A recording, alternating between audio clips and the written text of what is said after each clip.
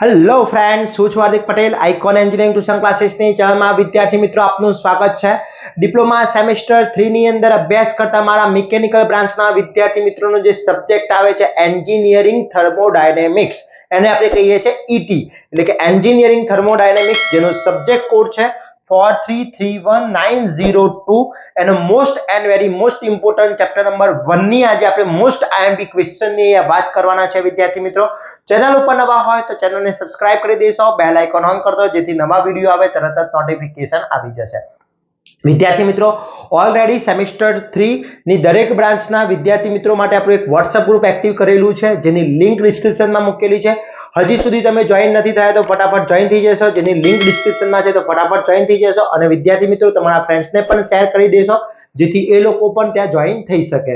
બીજું ખાસ important, semester 3 mechanical બ્રાન્ચના દરેક સબ્જેક્ટના કોર્સ ઓલરેડી આપણે અપલોડ કરી દીધા છે, જેની લિંક ડિસ્ક્રિપ્શનમાં મૂકેલી છે. તો હજી સુધી તમે એપ્લિકેશન ડાઉનલોડ નથી કરી તો ફટાફટ એપ્લિકેશન ડાઉનલોડ કરી લેશો, જેની લિંક ડિસ્ક્રિપ્શનમાં મૂકેલી છે.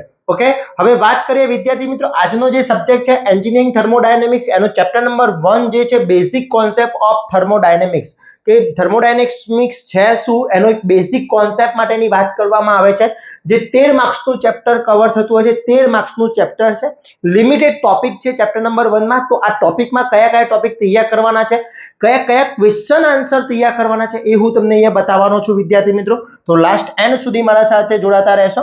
હવે વાત કરીએ, પહેલો જે પ્રણાલીના જુદા જુદા પ્રકારો આકૃતિ દોરી સમજાવવાના છે. હવે પ્રણાલી વસ્તુ શું છે, એની આકૃતિ દોરી સમજાવવાની છે. જુદી જુદા પ્રણાલી હોય છે, એ પ્રણાલી વિશેની તમારે પરફેક્ટલી અહીંયા બતાવવાનું છે.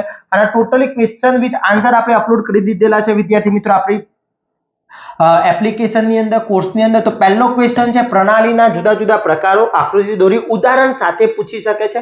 એટલે તમને 4 માર્ક્સ અથવા 7 માર્ક્સની અંદર પણ આ ક્વેશ્ચન પૂછી શકે છે. ફક્ત નામ હોય તો 3 માર્ક્સની અંદર કે, પણ જો તમારે વિથ એક્ઝામ્પલ બતાવવાનું કીધું છે તો 7 માર્ક્સની અંદર આ ક્વેશ્ચન તમને પૂછી શકે છે વિદ્યાર્થી મિત્રો. એના પછી જે બાઉન્ડ્રીના જુદા જુદા પ્રકાર સમજાવો, કયા કયા પ્રકાર છે, પ્રકાર લખી અને સમજાવવાના છે. ઘણી વખતે સેપરેટલી પૂછી લેતા હોય છે, આ ક્વેશ્ચન પણ બહુ ઇમ્પોર્ટન્ટ છે. ઓકે, એના પછી એનેસ્ટિવ અને ઇન્ટેન્સિવ પ્રોપર્ટીના ઉદાહરણ સાથે આપી સમજાવવાના છે. એટલે એ બંનેનો ડિફરન્ટ પણ પૂછી શકે છે અથવા ઉદાહરણ પણ પૂછી શકે છે, એક્ઝામ્પલ પણ પૂછી શકે છે. તો એક્ઝામ્પલ પણ તમારે જોડે જોડે તૈયાર કરવાના છે. એના પછી ઉષ્મા અને કાર્યનો તફાવત મોસ્ટ આઈએમપી છે, આ ડિફરન્ટ છે, એ ખાસ કરી લેજો. ઉષ્મા કોને કહેવામાં આવે છે, હીટ કોને કહેવામાં આવે છે, કાર્ય વર્ગ કોને કહેવામાં આવે છે, એ બંનેનો ડિફરન્ટ તમને પૂછાતો હોય છે.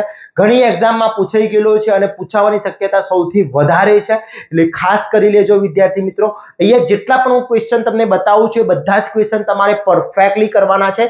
એક પણ ક્વેશ્ચન એવો ના હોવો જોઈએ કે તમારાથી તૈયારી ના થયેલી હોય. ઓકે, એના પછી છે સિસ્ટમના ગુણધર્મોનું વર્ગીકરણ કરો. સિસ્ટમનો ધર્મના ગુણધર્મો કયા કયા છે એનું ક્લાસિફિકેશન કરવાનું છે. 4 ઉદાહરણ સહિત સમજાવવાના છે, કોઈ પણ ફોર એક્ઝામ્પલ આપવાના છે. અહીંયા મેં કોઈ પણ ફોર કીધા છે, તમને ત્યાં સેપરેટલી પણ પૂછી શકે છે. એટલે જેટલા પણ એક્ઝામ્પલ છે બધા જ કરીને જવાના છે.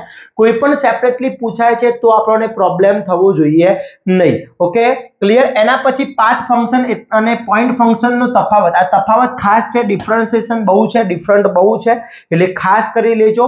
તેને શું કીધું છે કે પાથ ફંક્શન એ શું છે અને પોઈન્ટ ફંક્શનનો તફાવત પણ પૂછી શકે છે. તો ઘણી વખતે પાથ ફંક્શન સમજાવો અથવા પોઈન્ટ ફંક્શન બંને અલગ અલગ પૂછી નાખતા હોય છે. કોઈ 3 માર્ક્સની અંદર પૂછાઈ જતું હોય છે તો કોઈ 4 માર્ક્સની અંદર પૂછાતું હોય છે.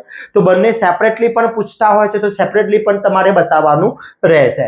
એના પછી છે થર્મોડાયનેમિક્સનું સંતુલનના પ્રકાર લખી અને સમજાવવાના છે કે કઈ ટાઈપના એનું બેલેન્સિંગ કરવામાં આવે છે, અને બેલેન્સિંગ કરવા માટેના જે પ્રકારો છે, ડિફરન્ટ છે, એ તમારે જુદી જુદી વેઝ છે એ બતાવવાનું છે. તો આટલા ક્વેશ્ચન તમારા માટે સેમેસ્ટર 1 ના ચેપ્ટર નંબર સેમેસ્ટર 3 થર્મોડાયનેમિક્સ છે, એન્જિનિયરિંગ થર્મોડાયનેમિક્સ, એના ચેપ્ટર નંબર 1 છે, એમાં આટલા ક્વેશ્ચન તમે પરફેક્ટલી કરી લો છો તો આખું ચેપ્ટર તમારું કવર પણ થઈ જાય છે. પ્લસ તમે મિડ એક્ઝામ હોય યા જીટીયુ એક્ઝામ હોય, બંનેમાં મોસ્ટ આઈએમપી છે.